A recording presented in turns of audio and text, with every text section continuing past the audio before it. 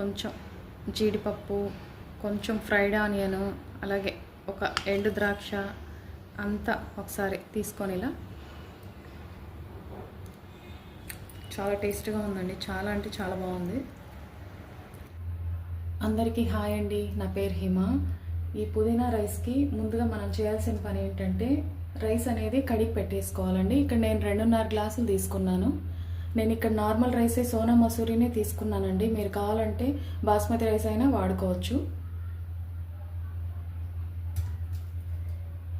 అలాగే నేను ఇక్కడ పుదీనా, కొత్తిమీర, పచ్చిమిర్చి, మెంతాకు, కరివేపాకు అన్నీ రెడీ చేసి పెట్టుకున్నానండి. ఇవన్నీ బాగా వేయించుకొని ఆయిల్లో పేస్ట్ చేసి పక్కన పెట్టేసుకోవాలి.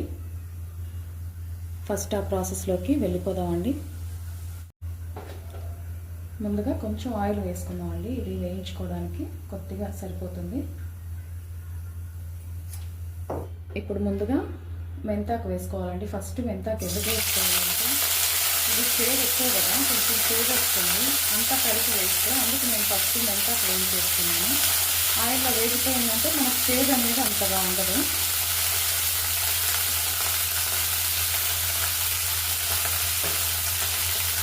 ఇది కొంచెం వేగినాక మిగిలినవన్నీ ఒక్కొక్కటి వేసుకుంటూ వేయించుకున్నామండి. పుదీనా రైస్ చాలా సింపుల్ అండి. ఎంత ఈజీగా చేసుకోవచ్చు అంటే అంత ఈజీగా. కొంచెం ఈ ముందు ప్రాసెస్ అంతా కొంచెం ఎక్కువగా అనిపిస్తుంది, కానీ వన్స్ ఒకసారి చేసేసినామంటే చాలా సింపుల్గా అయిపోయినట్టు అనిపిస్తుంది. చాలా టేస్టీగా కూడా ఉంటుందండి పుదీనా రైస్ మాత్రం.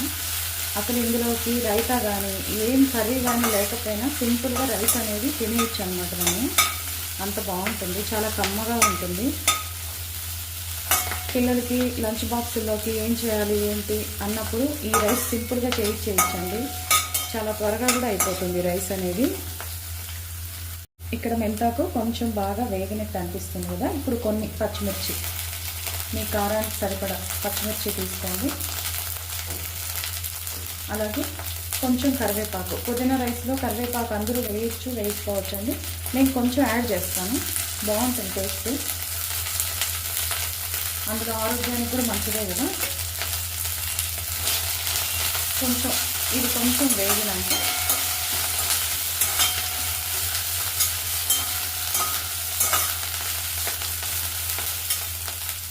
ఇప్పుడు మనం పుదీనా, కొత్తిమీర కూడా వేసేస్తున్నానండి.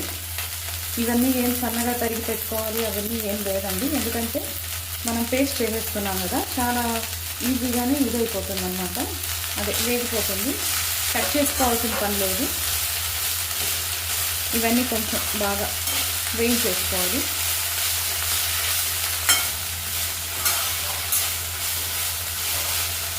ఇది మరీ అంత బ్రౌన్గా వేగాలి, ఎక్కువగా డ్రైగా వేగాలని ఏం లేదండి. కొంచెం ఒక రకంగా వేగితే చాలు. ఎలాగో పేస్ట్ చేస్తాం, మళ్ళీ మనం ఆయిల్ వేసి వేయించుకుంటాం కనుక ఇలా కొంచెం మీడియంగా వేయించుకుంటే సరిపోతుంది. కొంచెం పచ్చివాసన రాకుండా వేయించుకుంటే చాలండి.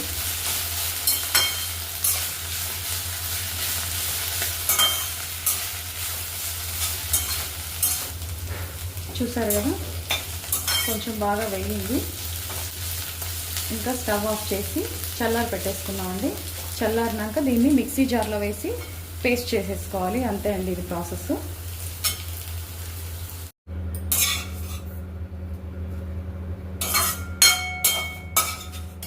అలాగే ఇందులోకి అల్లం, వెల్లుల్లి కూడా కొంచెం వేసుకోవాలండి. ఒకటేసారి మళ్ళీ పేస్ట్ వేయకుండా ఇందులోనే నేను యాడ్ చేసి పేస్ట్ చేసేస్తున్నాను.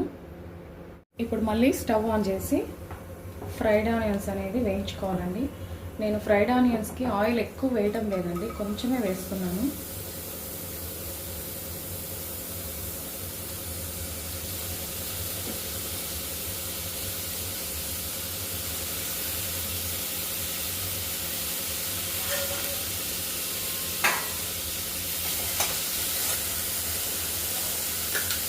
మరి ఆనియన్స్ మునిగేంత వరకు కాకుండా కొంచెం వేసుకున్నాం ఆయిల్.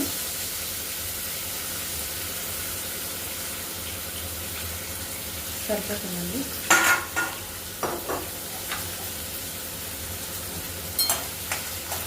ఫ్రైడ్ ఆనియన్స్ అనేది మనకు టైం వేస్ట్ అనుకుంటే ఆప్షనల్ అండి, మీ ఇష్టం అది. కాకపోతే వేసుకుంటే చాలా బాగుంటుంది. అదొక ఫ్లేవర్గా బాగుంటుంది. ఈ ఆనియన్స్ కూడా చూసారా కలర్ చేంజ్ అయిపోతున్నాయి. మరీ ఎక్కువగా గోల్డ్ కలర్లో వచ్చేస్తున్నాయంటే మళ్ళీ మాడిపోతాయండి. ఇలా కొంచెం లైట్ కలర్లో ఉండేటప్పుడే తీసేసినామంటే మనకు అది ఇది అయిపోతుంది అన్నమాట. అంటే కరెక్ట్గా సెట్ అయిపోతుంది మనం వేసుకునే టైంకి. ఈ స్టేజ్లో తీసేద్దామండి. చూసారా మనము ఆనియన్స్ అనేది కప్పులోకి తీసే లోపలే కొంచెం కలర్ అనేది చేంజ్ అయిపోయినాయి. ఫ్రైడ్ ఆనియన్స్ అంతే అండి, కొంచెం కలర్ మనం ఏమారినా కానీ కలర్ చేంజ్ అయిపోతాయి. ఇప్పుడు జీడిపప్పు పలుకులు కొన్ని, బ్లాక్ రైజింగ్స్ కొన్ని వేసేసుకుందామండి. వేసి వేయించేసుకుందాము. ఇక్కడ నేను కొన్ని ఆల్మండ్స్ అలాగే బ్లాక్ రైజింగ్స్ జీడిపప్పులు తీసుకున్నానండి. ఇవన్నీ ఖచ్చితంగా వేసేసుకోవాలి, ఇన్నే వేసేసుకోవాలి, అన్నీ వేసేసుకోవాలని ఏం లేదండి. మన ఇష్టం, ఎన్ని కావాలంటే అన్నీ వేసుకోవచ్చు. ఎక్కువైనా వేసుకోవచ్చు, తక్కువైనా వేసుకోవచ్చు. ఇవన్నీ బాగా వేస్తే పిల్లలు బాగా ఇంట్రెస్ట్గా తింటారు కదండి, అందుకు నేను కొన్ని ఎక్కువే వేసాను.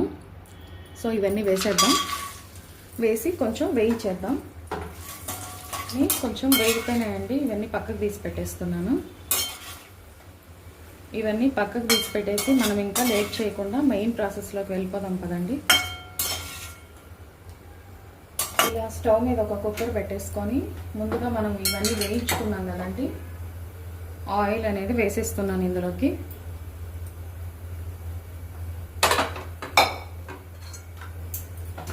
అలాగే ఇంకొంచెం ఆయిల్.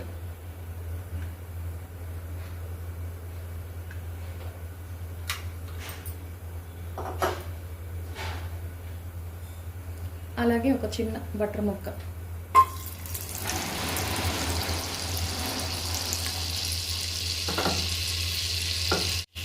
ఇంతసేపు కొంచెం లేట్ ప్రాసెస్ అనిపించింది కదా, ఇక్కడ నుంచి త్వరగా అయిపోతుందండి. ఆయిల్ కొంచెం వేడెక్కాక మన దగ్గర ఉన్న కొన్ని మసాలా దినుసులు,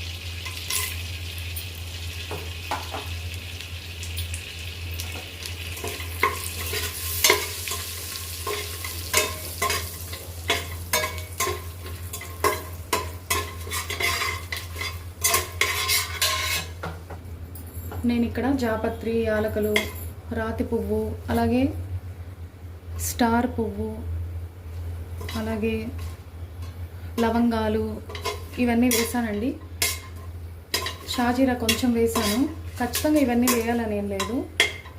దాల్చిన చెక్క అలాగే యాలకులు, లవంగాలు వేసుకున్నా సరిపోతుంది. ఇవన్నీ కొంచెం వేగినాక మనము పేస్ట్ చేసి పెట్టుకున్నాం కదా, ఇదంతా వేసి కొంచెం సేపు వేయించేసుకోవాలి.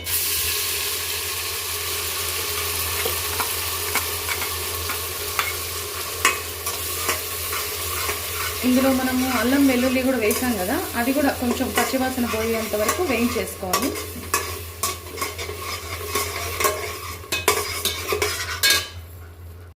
ఇందులో మనం ఇంకేం వేసుకునేది ఏం లేదండి. అంటే ఆనియన్స్, టమోటాలు, ఇంకా వేరే మసాలాలు అవన్నీ ఏం లేకుండా కారం, కొంచెం ధనియాల పొడి, అలాగే సాల్ట్ వేసేసుకుంటే, వాటర్ వేసేసుకుంటే సరిపోతుంది.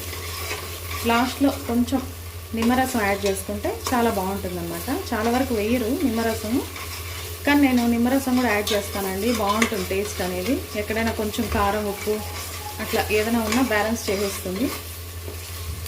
ఇదంతా కొంచెం వేగినాక ఇప్పుడు కొంచెం సాల్ట్, తగినంత సాల్ట్,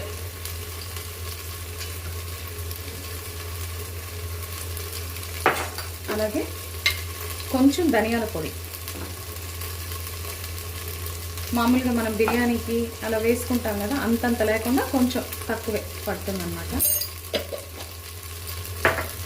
మనం ఇంతకుముందే ఇందులో పచ్చిమిరపకాయలు అనేది వేసాం కదా, దాని కారం చూసుకొని ఆ మిర్చి అనేది కారం ఎక్కువ ఉంటే ఈ కారాన్ని కొంచెం తగ్గించుకొని వేసుకోండి. నేను ఇక్కడ మీడియంగానే వేస్తున్నాను, మరి ఎక్కువ లేకుండా. కొంచెం నా దగ్గర ఈ చాలా చిన్న స్పూన్స్ ఉన్నాయండి, ఈ స్పూన్స్తోనే వేస్తూ ఉంటాను నేను కారం అనేది, ధనియాల పొడి అనేది. ఇవన్నీ బాగా వేయించేసుకొని ఒకసారి వాటర్ వేసేసుకుందామండి.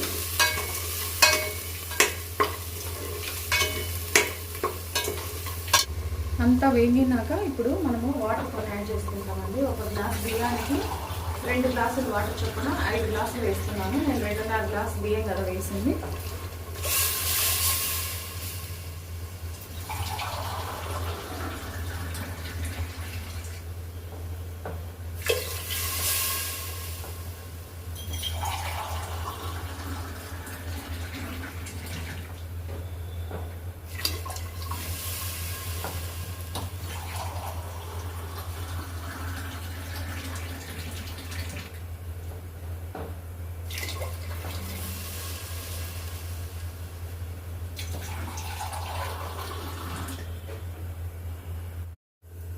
ఇప్పుడు ఒకసారి ఉప్పు కరెక్ట్గా సరిపోయిందో లేదో ఒకసారి చెక్ చేసుకోండి.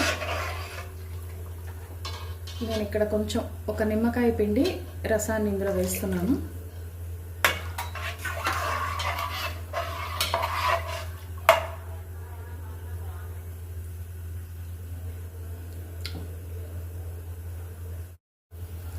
ఇలా ఎసురు మరుగుతున్నప్పుడు మనము ముందుగా కడిగి పెట్టుకున్న రైస్ అనేది ఇందులోకి యాడ్ చేసుకోవాలండి.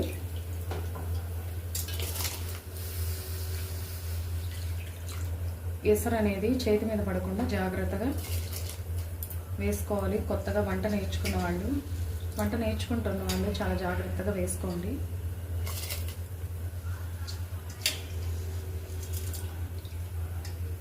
ఇది కొత్తగా వంట నేర్చుకునే వాళ్ళు కూడా చాలా ఈజీగా చేసేయచ్చండి ఈ పుదీనా రైస్ అనేది.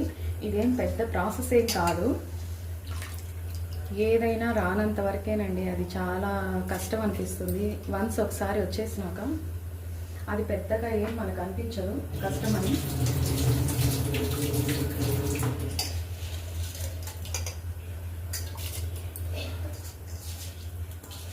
ఈ యూట్యూబ్లో వచ్చినప్పటి నుంచి చాలా అంటే చాలా టైంపాస్ అయిపోతుందండి జనాలకి.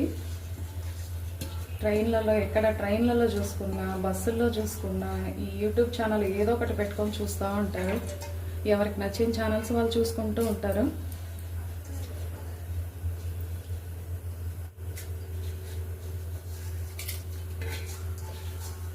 ఇలా రైస్ అంతా వేసేసినాక కొంచెం నేను ఇక్కడ లాస్ట్లో నెయ్యి అనేది యాడ్ చేస్తున్నాను కొద్దిగా. ఇలాంటి రైసులకి నెయ్యి, నూనె ఇలాంటి కామనేనండి. ఒకసారి కలిపేసి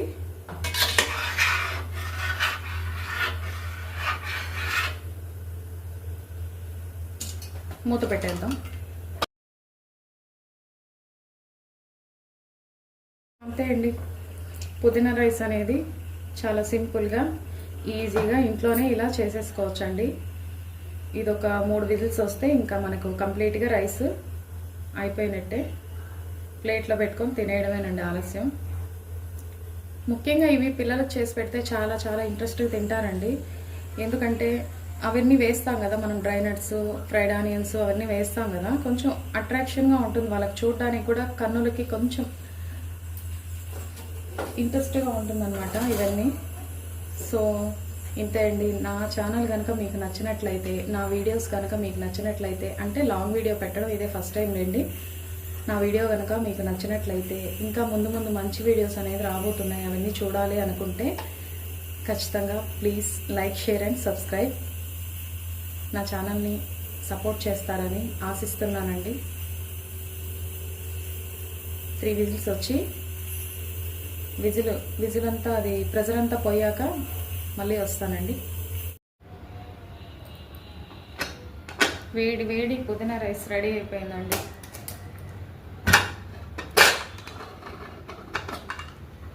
చూసారా ఎంత బాగుందో.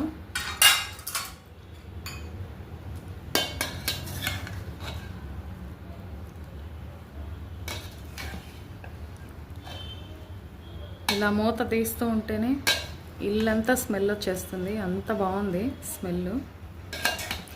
ఇలా కొంచెం గ్రీన్ కలర్లో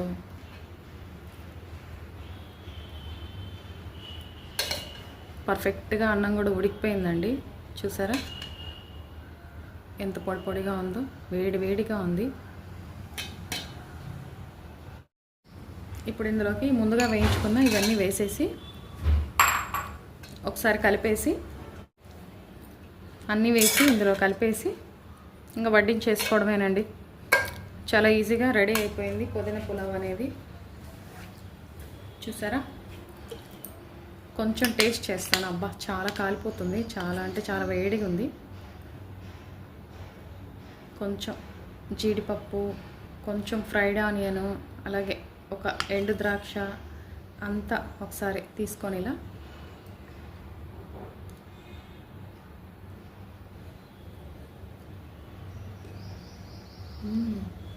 చాలా టేస్ట్గా ఉందండి. చాలా అంటే చాలా బాగుంది. నేను చేశానని కాదు కానీ తప్పకుండా మీరు ఒకసారి ట్రై చేసి చూడండి. మీకు ఇలా ప్లెయిన్గా తినడం ఇష్టం లేకపోతే కొంచెం చప్పగా చేసుకొని ఉప్పు కారం తగ్గించేసి చప్పగా చేసుకొని చికెన్ కర్రీ కానీ మటన్ కర్రీ కానీ ఏదైనా కాంబినేషన్లోకి ఇవి చేసుకొని తినొచ్చండి. చాలా బాగుంది. నాకైతే ఈ ప్లేట్ అన్నం తినేయాలనిపిస్తుంది.